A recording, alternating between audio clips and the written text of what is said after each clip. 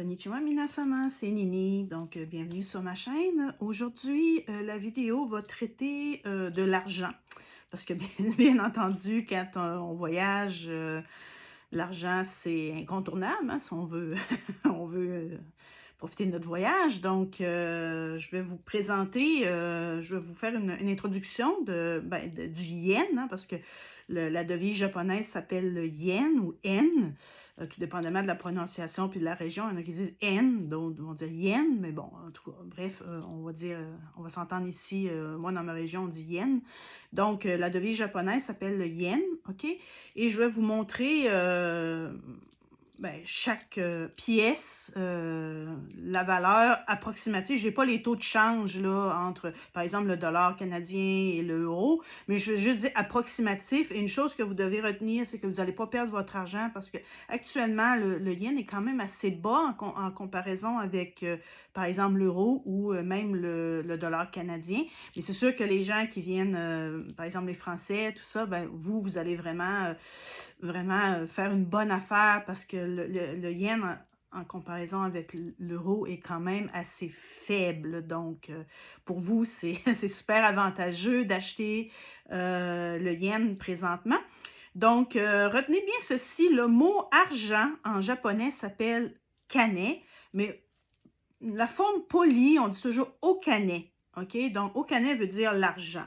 Donc, si vous entendez ce mot-là, okane, ça veut dire l'argent, cash, OK? Money, OK? Donc, je vais commencer avec les centimes, les sous, les cents, comme on dit au Québec, les cents, les centimes, OK? Donc, un centime, une scène, un sou, OK? Ça ressemble à ceci, OK? Un petit peu là. Donc, voilà. Ça ressemble à ceci. OK? C'est une pièce en aluminium. C'est très léger. Donc, ça, c'est un centime, un sou. L'équivalent d'un sou, un centime. OK? Donc, voilà. Donc, après ça, vous avez la pièce de 5 centimes. Il y a un trou dans le milieu. OK? Il y a un trou. Donc, voilà. Ça, c'est la pièce de 5 centimes. OK? Donc, voilà. Maintenant, vous avez la pièce de 10 centimes. J'espère que ça... l'image... bon, c'est une pièce, là, comme on dit au Québec, une scène noire. J'imagine que c'est du... ça doit être du cuivre, oui, je pense que c'est du cuivre. Donc, c'est ça. De toute façon, il y a le numéro, il est marqué 10 de toute façon. Donc, ça veut dire 10 centimes, 10 sous. OK?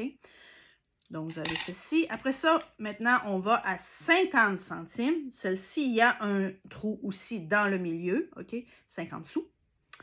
Au Québec, au Canada, 50 sous.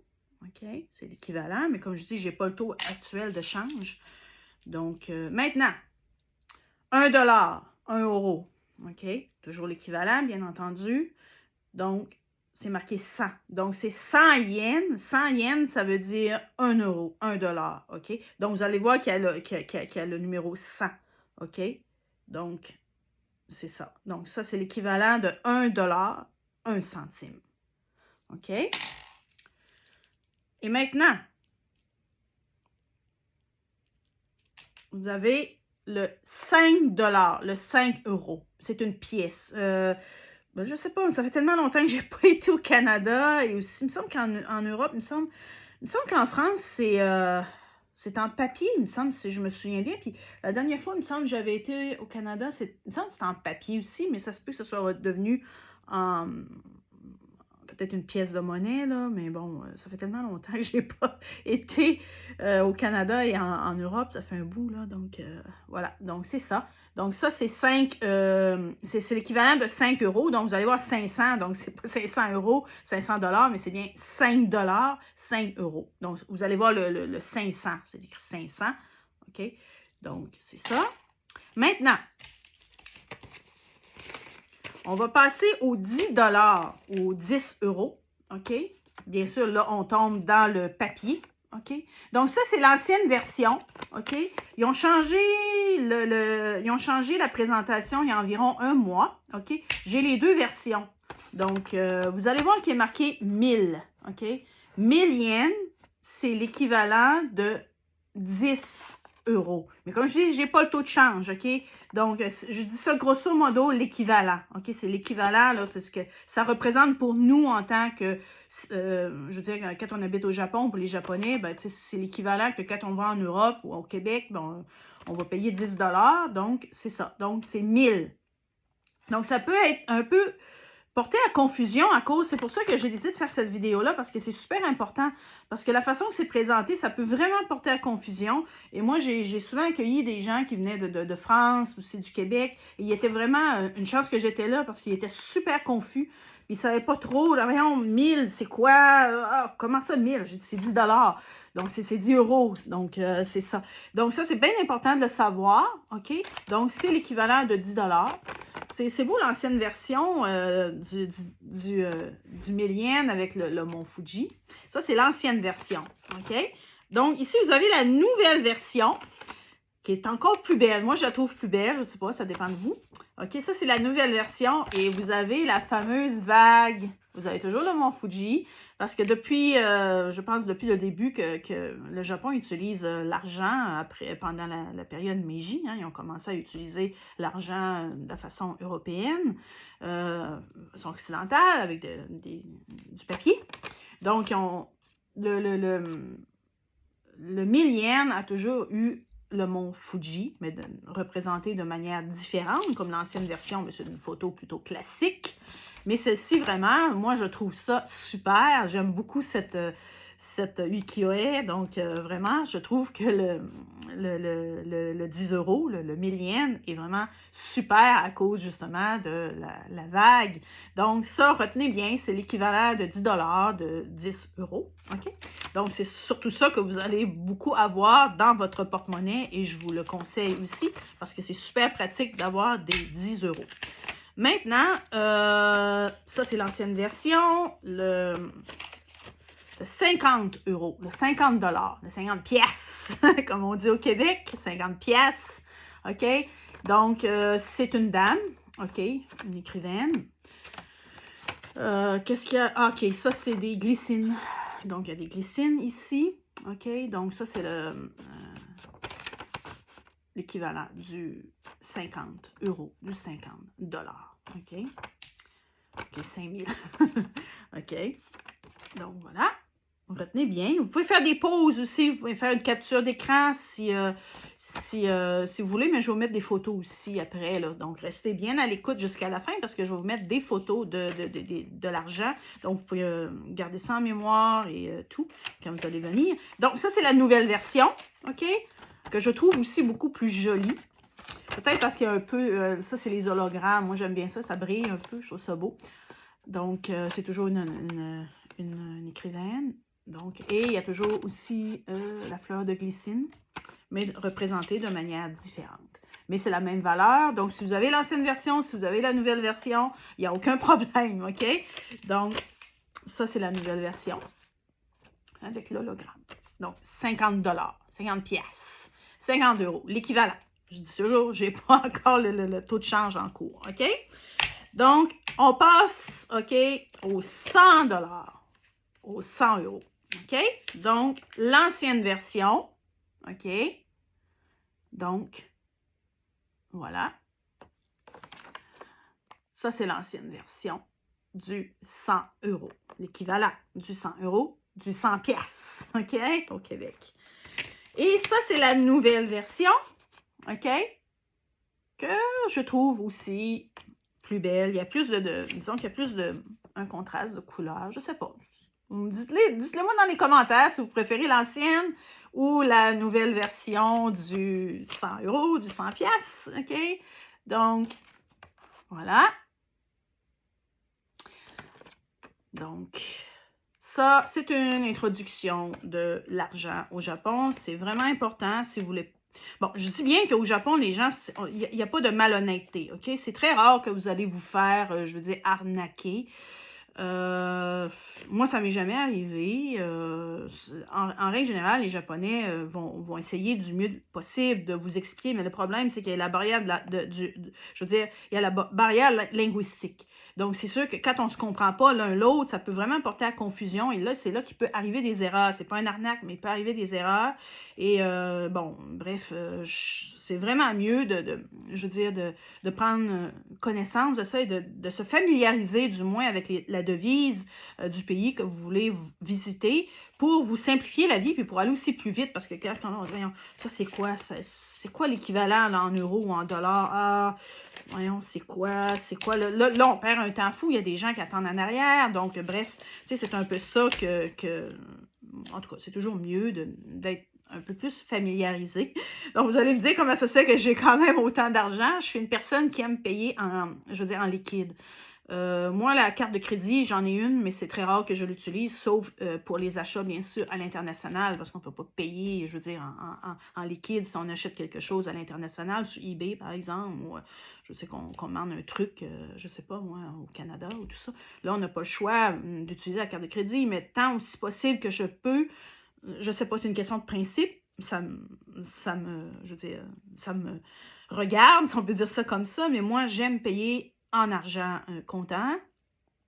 Et quand je vais, par exemple, au supermarché ou dans les magasins, j'utilise toujours la vraie caisse parce que j'aime aussi avoir un être humain devant moi. Je déteste tout ce qui est de machine, tout ce qui est de robot, tout ce qui est froid. Je veux dire, non. Moi, quand je vais faire mon marché, quand j'achète quelque chose, je vais dans des magasins, je supporte des magasins qui...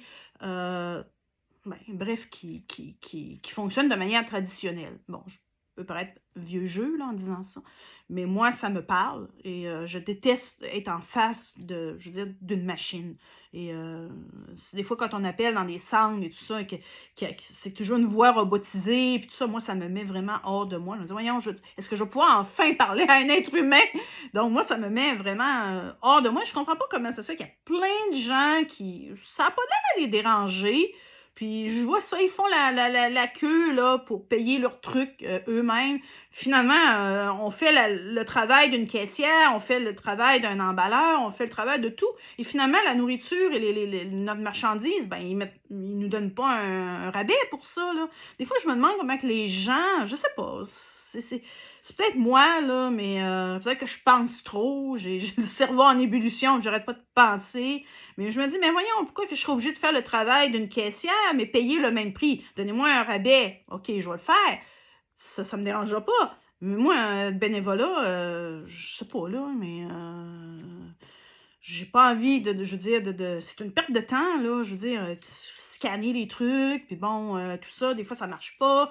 Bref, moi, non, vraiment, j'aime, quand je vais quelque part, j'aime aller acheter mes choses dans des endroits où disons que c'est plus traditionnel et qui ont plus tendance à boycotter tout ce nouveau système que moi, vraiment, ça me convient pas du tout. Dites-moi dans les commentaires ce que vous en pensez, mais en tout cas, moi, je n'aime pas, ça vient pas me chercher au niveau, je veux dire, je trouve ça froid, je trouve ça anxiogène, je trouve ça voire malsain, donc... là, on rentre dans des endroits, puis il y a peut-être une ou deux caisses avec un être humain, puis le reste, c'est toutes des machines. Si ça serait plutôt le contraire, je dis pas, peut-être avoir une ou deux machines, des fois, parce que des gens pourraient dire, par exemple, service express réservé aux gens qui ont peut-être 2 ou 3 items seulement. Là, je dirais, OK, c'est vrai, parce que là, bon, tu as 2, 3 items, puis là, tu n'as pas envie de faire la queue, puis tout ça. Bon, tu passes, tu vois une machine, la machine self-service, je me rappelle plus comment on dit ça en français, là, mais bon, bref, payer, scanner toi-même tes trucs, tu as juste 2, 3 items. OK, je suis d'accord, mais je veux dire, que ça devienne généralisé et que finalement, ben, pour avoir une caissière, un être humain, ben, s'il y en a peut-être juste 2 caisses, une caisse, voilà, avec un être humain, non, je m'excuse, mais j'aimerais ça que peut-être les gens, peut-être, je sais pas, moi, vraiment, je sais pas si je suis la seule à penser comme ça, mais personnellement, vraiment, j'aime pas. Donc aussi, c'est pour ça que j'ai toujours de l'argent liquide sur moi parce que je paie en liquide le plus possible que je peux si vraiment Bon, si j'ai pas le choix, ben là, à ce moment-là, je vais prendre la carte de crédit ou le débit card, là, en tout cas, la carte de débit, là. Mais bon, en règle générale, c'est très rare qu'au Japon, j'utilise les cartes de crédit au Japon. Donc, et aussi, un autre fait que je tiens à vous préciser, vous pouvez avoir de l'argent comme ça liquide dans votre porte-monnaie et sortir en toute sécurité sans être inquiété qu'il y a des gens qui vont vous sauter dessus pour vous dérober votre argent. Donc, c'est très rare qu'il y a des vols, je veux dire, d'argent. La plupart des Japonais ont quand même beaucoup d'argent liquide dans leur porte-monnaie. Donc, il n'y a aucun problème. Vous pouvez aussi avoir l'esprit tranquille pour votre téléphone cellulaire. J'ai jamais entendu dire qu'il y avait eu des vols de téléphone cellulaire. J'ai vu récemment qu'il y avait une jeune femme qui avait été poignardée en France pour un téléphone cellulaire. Mais regarde, je ne dis pas qu'au Japon, il n'arrive pas des crimes, il arrive des crimes, mais bon, pas de ce genre-là. Je veux dire, bref, ça, vous pouvez vraiment avoir l'esprit tranquille au niveau du vol. Donc, moi, depuis que j'habite ici, j'ai toujours de l'argent liquide sur moi et j'ai jamais eu de problème, ni de gens qui ont tenté de m'agresser à cause de l'argent ou pour mon téléphone cellulaire, pour certains bijoux. Donc, ça, OK, vous pouvez avoir l'esprit tranquille. Maintenant, si vous avez des questions, n'hésitez pas. Bon, j'ai dévié un peu de la conversation, mais je voulais quand même en parler un peu parce que c'est vrai que ça m'énerve. Puis si jamais il y a des gens qui veulent donner leurs commentaires par rapport à ça, les caisses automatisées, puis faire du bénévolat faire du bénévolat obligatoire, parce que le bénévolat, ben, normalement, c'est parce qu'on veut le faire, hein? C'est parce qu'on a envie de le faire, du bénévolat, mais là, ils nous obligent carrément à le faire. Donc, c'est plus du bénévolat, ça devient du travail forcé. Dans le fond, c'est du travail forcé parce que moi, j'ai rien demandé. J'ai pas demandé à faire ça. Et finalement, ben, il y a des endroits que ben, tu es quasiment obligé de le faire. Donc, mais quand les machines, on peut payer en argent liquide aussi. C'est pas juste des cartes de crédit qu'ils utilisent.